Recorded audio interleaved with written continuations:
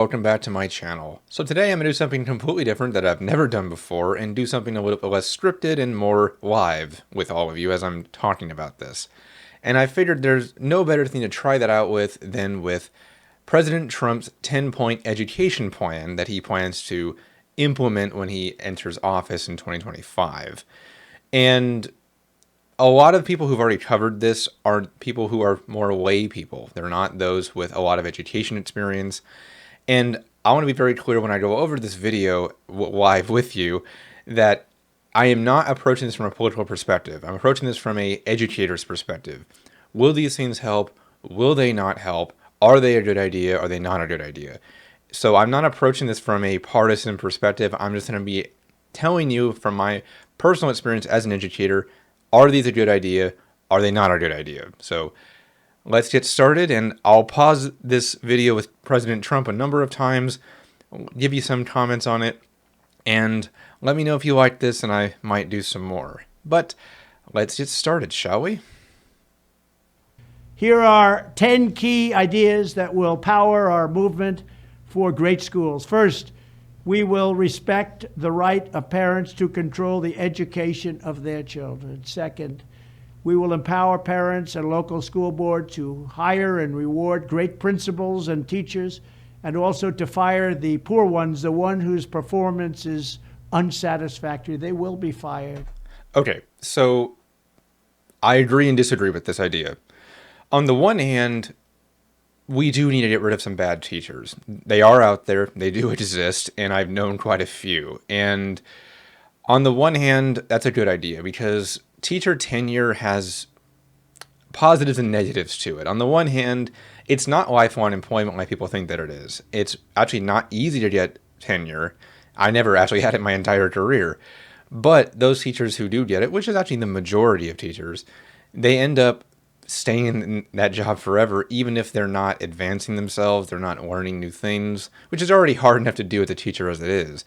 So on the one hand, I agree with empowering people to get rid of bad teachers, but at the same time, well, how do we define that? And I don't think that Trump has done that so far. As a matter of, is this something that you're going to have a specific set of standards for? And I don't see any of those yet. So yes, I agree, and I don't agree. Like on The Apprentice, you're fired. Third, we will ensure our classrooms are focused not on political indoctrination, but on teaching the knowledge and skills needed to succeed. Reading, writing, math, science, arithmetic. Okay. I've covered this at length, and I'm tired of the idea that teachers are indoctrinating your kids, because they're not. Okay? They're not. And we don't even have the time to do that. Even if for some reason a teacher wanted to indoctrinate students, they don't have the time in the day to do that. The majority of teachers only have, like 45 minutes with their kids, really? And there's not enough time to really indoctrinate anybody. Yes, you have some teachers who are spouting political beliefs in class. I mean, I've had a number of those just near me recently, which I'm also going to be doing a video on very soon. But just saying that stop the indoctrination, well, that's not happening, and that argument is a very tired one. Let's continue. And other truly useful subjects. Fourth, we will teach students to love their country, not to hate their country like they're taught right now. They're not. Okay, so going back to what he said a minute ago, actually, was about the stressing core subjects. I do agree with that, because these days funding and other things are way too set up to just benefit very small groups at a campus, such as sports, for instance, and that's done at the expense of other subjects. And as a result, you end up with a lot of schools which don't stress core subjects very well, or they don't give them what they need to succeed. So I agree with that. As for the other part of what he said there about, I agree and I disagree with it, that you do need to give more ability to teachers to teach their subjects, but at the same time, I don't agree with all of this. Fifth, we will support bringing back prayer to our Let me just go back for a second. political indoctrination, but on teaching the knowledge and skills needed to succeed. Reading, writing, math, science, arithmetic, and other truly useful subjects. Fourth, we will teach students to love their country, not to hate their country. That's right. That's what I was forgetting about. I want to go back and mention that.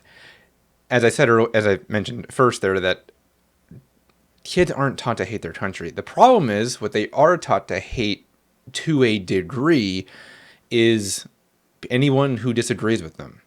So it's not the fact that they are taught to hate their country. They're not, and I don't agree with him on that. It's a matter of they are taught, or I should say they're not taught, how to have discussions. Most schools teach kids how to argue and how to debate. They don't teach them how to have academic or civil discussions.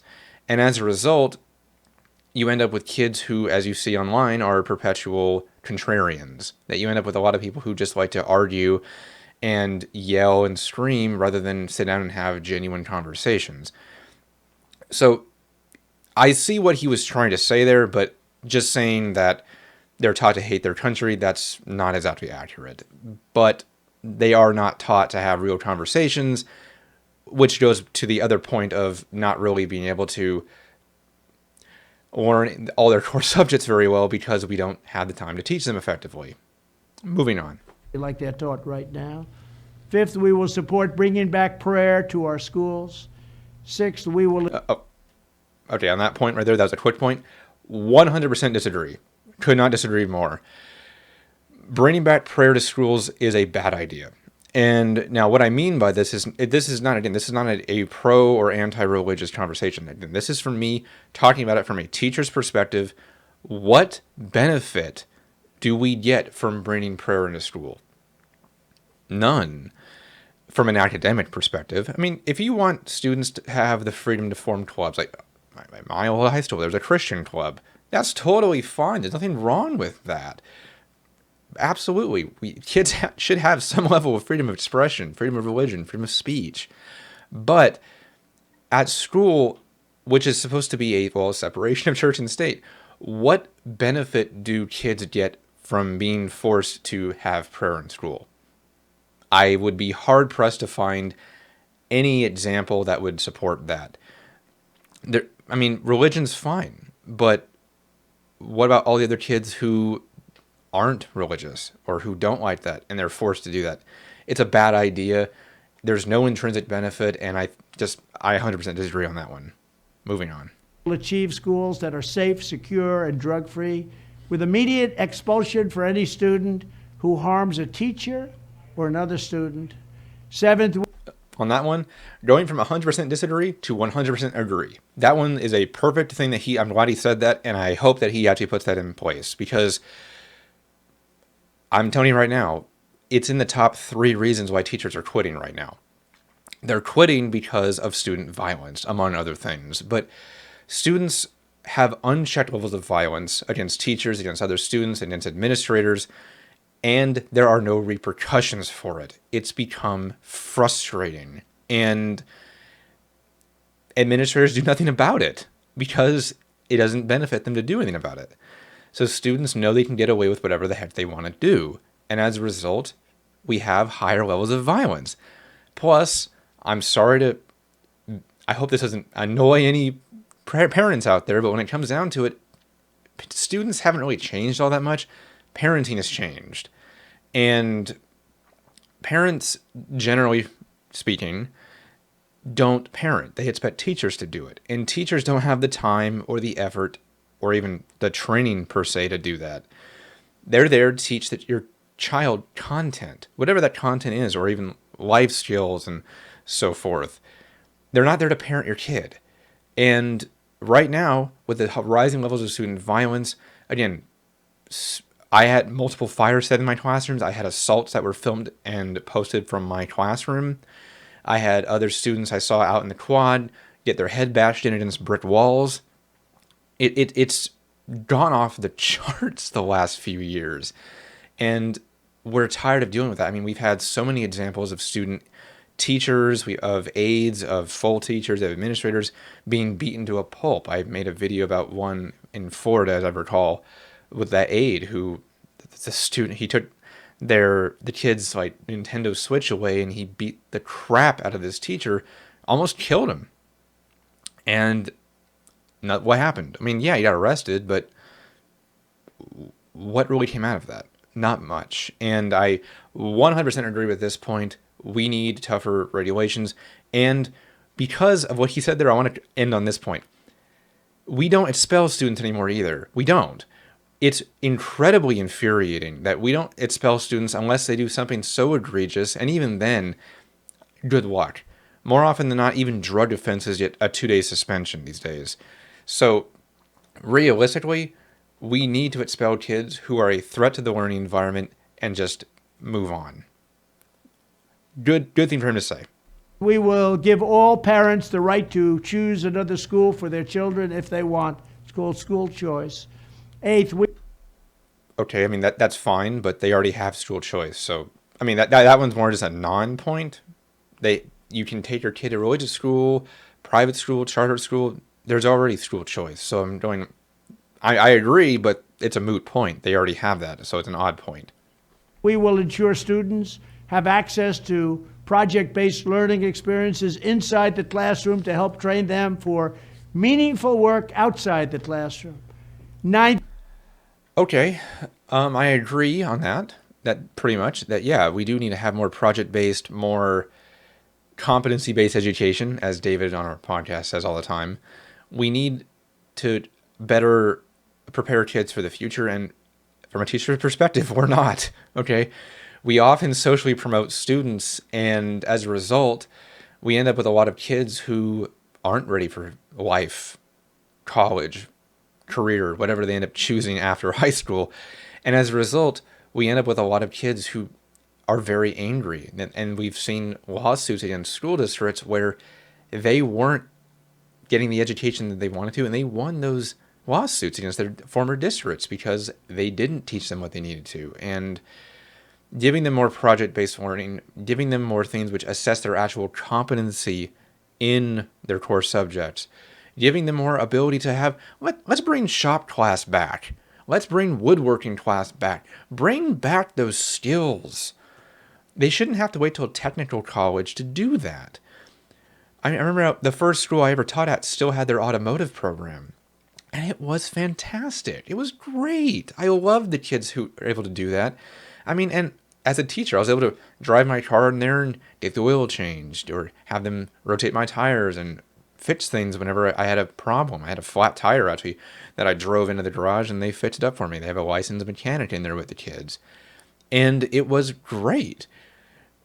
Give kids those more hands-on activities. Give them more things. Allocate funding differently.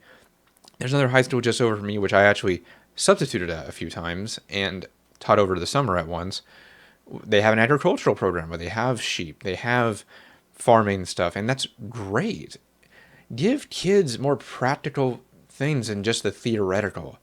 Even teachers have that problem that our university classes only ever really give us that generalized non-practical knowledge. It's very theoretical, and we end up struggling. A lot of teachers burn out in the first couple of years because they don't get that. So how do you think that students just fresh out of high school do when they don't have those experiences?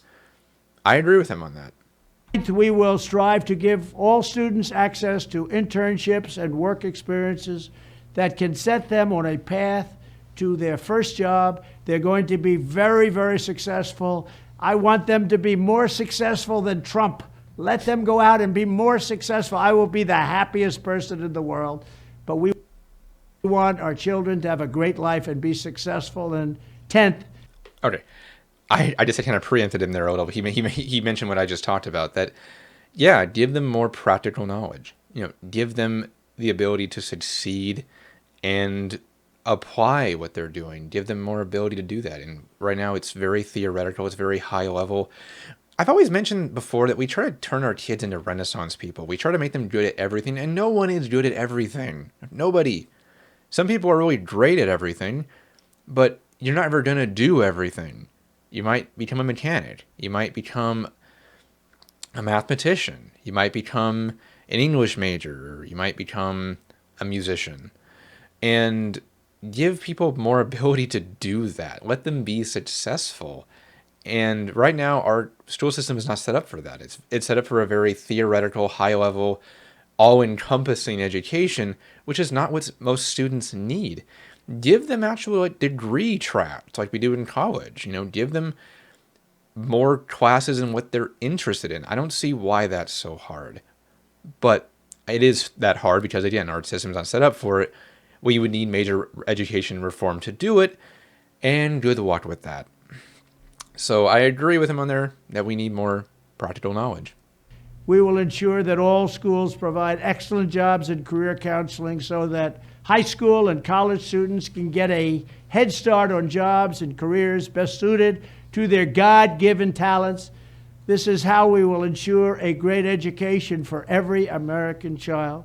And one Yeah, definitely. I feel that counselors are criminally underutilized at schools, or they're used for the wrong things. Guidance counselors and so forth tend to be more concerned with master schedules and making sure kids have the classes they need, or giving them a safe space to come if they're having a bad time, which is a good thing, but they can do more.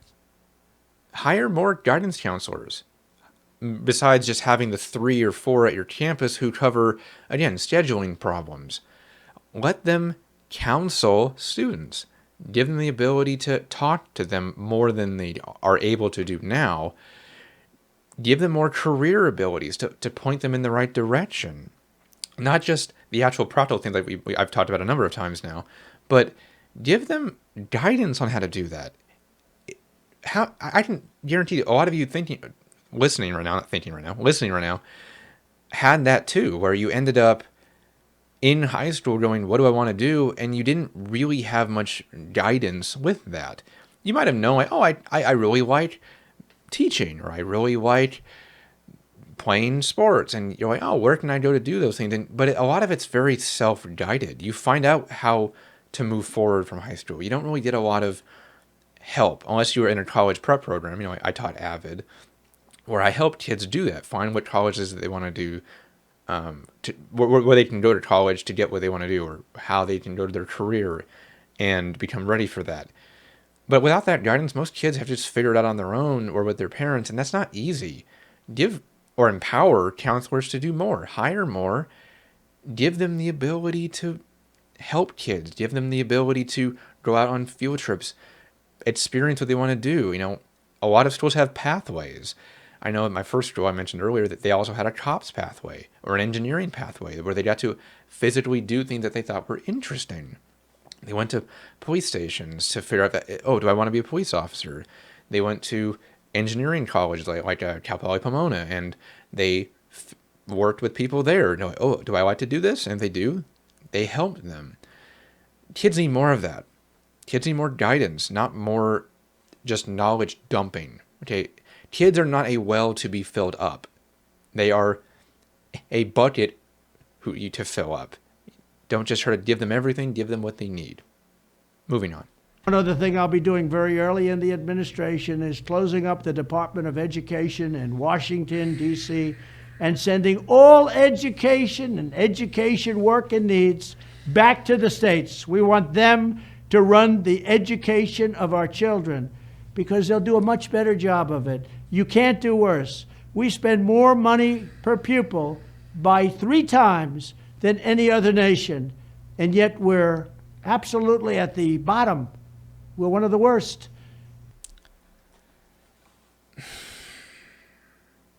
Okay.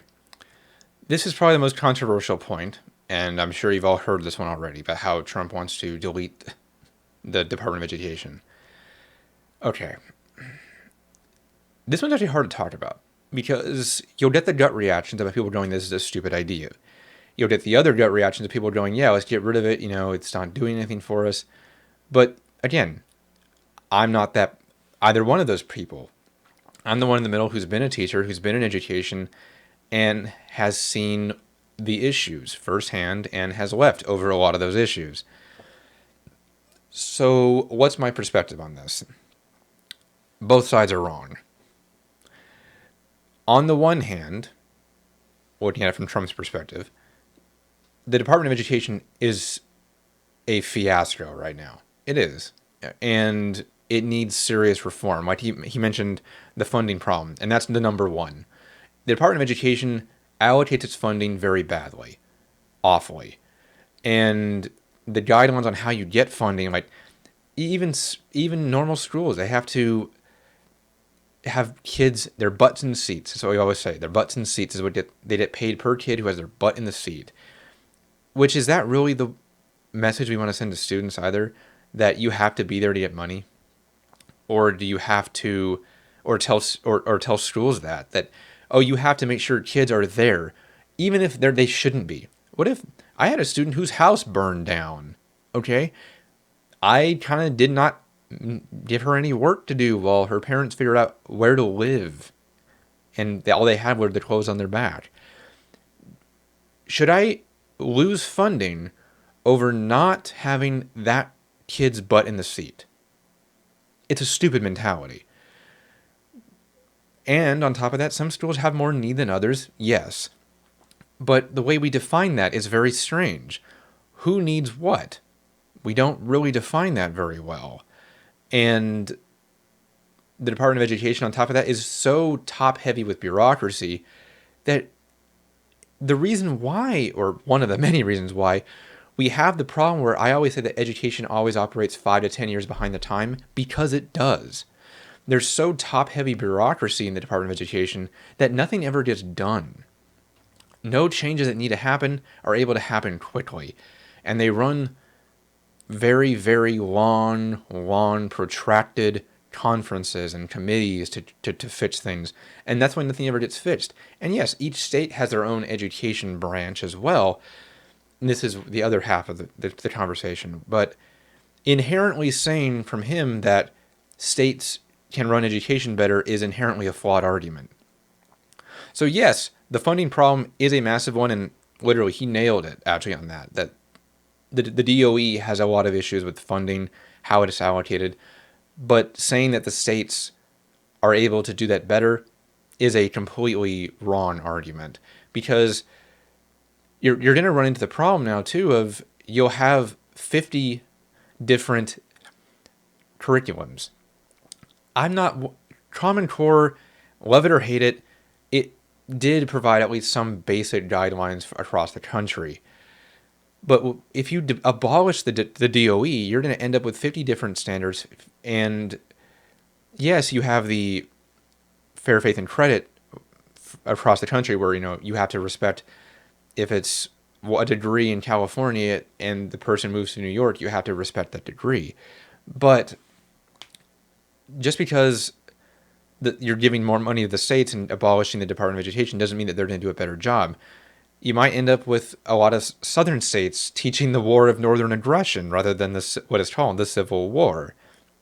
You might end up with very culturally diverse areas which, say, have a higher Hispanic population teaching a more Mexican curriculum, which is fine, but you might look at it from only a single-sided perspective. Again, it's the same thing where you might look at, like, say, the American War from only a Mexican perspective. Again, you need to look at both sides. That's my point here. I'm not trying to take a perspective. I'm saying that you might end up with people who look at things very differently. You teach the same content very differently because each state has this freedom, because they can do whatever they want with the funding. They can fund whatever program, whatever curriculum, whatever textbook that they want. And they already have that to a degree. I mean, every district usually has its own textbook, but most of them are from the same companies. They're from Houghton Mifflin, they're from Pearson, stuff like that. And you end up with at least a general common curriculum, Common Core.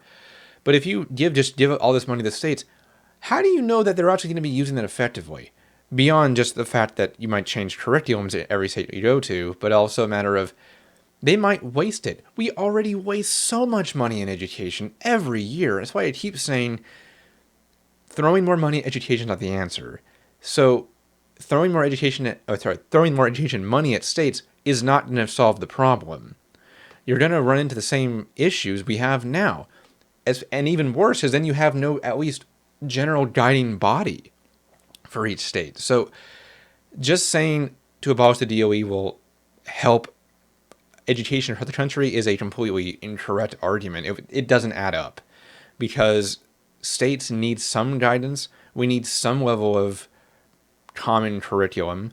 We need some level of standardization. Yes, the degree with which we've gone is kind of wrong.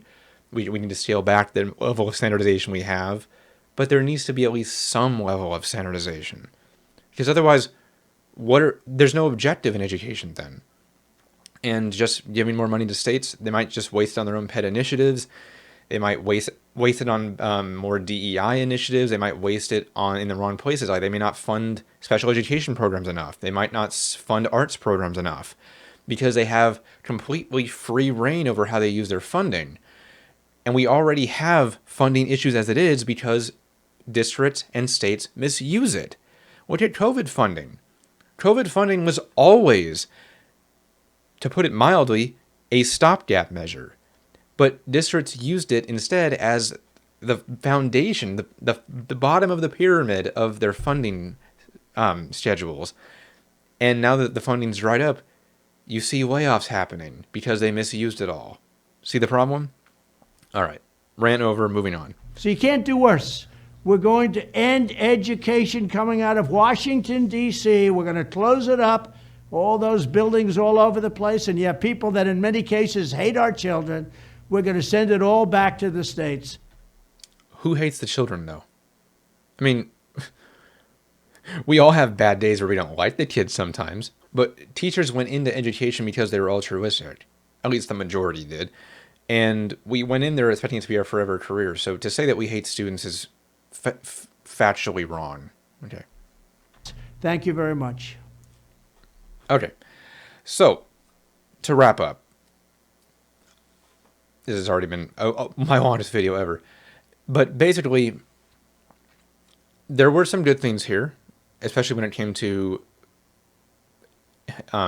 expelling students who shouldn't be in school, clamping down on student violence, actually having solid repercussions for it. Great. And I'm 100% in agreement with him on that. It needs to happen. It should have happened years ago. And there were other good things as well, like trying to change some funding issues, trying to give schools and teachers and parents more ability to choose what they want for their children, which is all fine and good. And yeah, I think that we need that. You know, we shouldn't force students to do things that make no sense. You know, like the Pledge of Allegiance now. Not that the Pledge of Allegiance makes no sense. It's a matter of, I'm sure we all grew up with that, where we did the Pledge of Allegiance because we were obligated to, not because we were ever really understood. We were never really educated about what it meant. You did it all through elementary school and all through high school and so forth. And often you weren't ever told what the point of it was, why you were doing it. And we have that problem a lot in education, where we teach students all this subject. That's the other thing I agree with Trump here on, that we teach them all these things at such a high level, trying to make kids into Renaissance people, when they don't understand why they need to learn that. And that's why we get the question, why are we learning this? I'm never going to use this math when I become a pro golfer, as a random example. You know, I'm never going to learn these things to this degree. And they're not wrong. Teachers have a hard time reconciling that issue for kids. And we need to be more aware of that. We need to change things for the betterment of our students. But on the other hand, there's a lot of negatives here, which I really disagree with. I really disagree with the whole prayer idea. It's dumb. There's no reason to bring it in school. It has no intrinsic benefit. Destroying the Department of Education will create more problems than it solves. It needs reformation, not destruction. And we need to give teachers, we need to pay teachers more. We need to be more aware of their concerns. We need to be more aware of why teachers are burning out, why they're not going into the profession. Those are what really need to be addressed, and I didn't hear any of that from him. A lot of it's very political, which again, yes, he's a politician, and this is a political argument, but the core issue in education right now is the teacher retention crisis. 1.5 million or more of us have quit in the last 5 years. And with the exception of the violent students thing that he addressed, I heard nothing of what teachers want to hear. We want to hear more about our problems. Not because we're selfish, but because, no, we're crying in our car before we go into school. We're having the Sunday scaries where we have panic attacks about the next day. We have times where we just cannot go into school. We're not paid enough for the level of degrees and experience and tests we have to pass and get before we can even become teachers. None of that was here. Teachers are burning out at ever-increasing rates, and this 10-point plan I don't see as solving a lot of those issues. I'm seeing it as solving some and making others. So there's my even-handed review of this 10-point plan. We'll see if any of it actually goes into practice or into place come his next term, but it's something to keep an eye on, because with a fully Republican Congress and president, you're going to have different laws passed much more easily than they used to. Positive and negative. I'm not taking either side. I'm just giving you the facts and my perspectives on both. But I think I'll end there for now. Again, if you like this, with me more just freely talking rather than the scripted videos I usually do, please let me know in the comments. This is really new to me. I've never done this before. And if you like it, I might do something else like this in the future. If you don't, please let me know. But for now, let me know in the comments, and I will see you in the next video.